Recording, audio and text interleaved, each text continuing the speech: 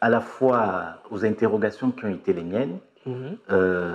et aussi à ce que j'ai pu constater au travers de la trajectoire, certes de Charles, mais des problématiques de cet entre-deux-guerres qui ont amené, par exemple, nos premiers grands écrivains comme Cheikh Hamidou Kane à écrire L'aventure ambiguë.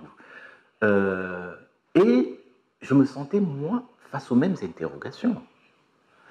Et les mettre en scène dans ce roman me permettait à moi d'essayer de répondre à ces questionnements, qui sont des questionnements importants. Comment est-ce que, avec les stigmates de la colonisation, avec ce que nous sommes, ce que nous pouvons porter comme blessures, que ces blessures soient des blessures d'enfance ou des blessures liées à l'histoire dont nous avons hérité, comment est-ce que nous arrivons à faire face à l'époque qui est la nôtre? Voilà l'une des interrogations et à ce dont moi j'ai fait face, à savoir le racisme par exemple en URSS, alors que je sortais d'un pays où j'aspirais à appartenir à l'élite et où on me disait que j'étais le fer de lance de la nation, donc l'avenir de la nation. Donc voilà ce jeune homme confronté à ces interrogations et puis certaines impasses à certains moments de ma vie. Je me suis dit au moment de l'écriture de ce roman, c'est un moyen de pouvoir, toi, répondre à ces questionnements pour ce qui te concerne. Alors, si ensuite, ces réponses qu'il faut entrevoir dans le cas de la littérature et du roman, parce que ce n'est pas un essai, c'est un roman, c'est de la littérature, si elles rejoignent ces réponses des préoccupations d'autres, alors le tour sera gagné.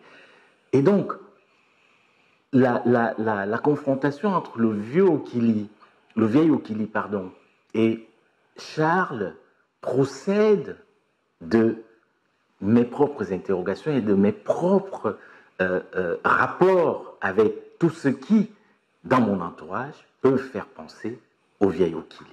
Et donc, ça a été, d'une certaine manière, assez jouissif de pouvoir, comme ça, me retrouver avec ces deux personnages qui me permettent tout à coup de rendre vivant, à travers la littérature, des préoccupations qui sont encore des préoccupations d'aujourd'hui.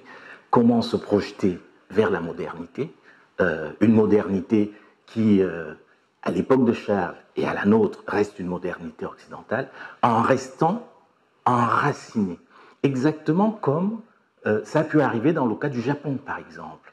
Entre le VIe siècle et le IXe siècle, le Japon s'est sinisé.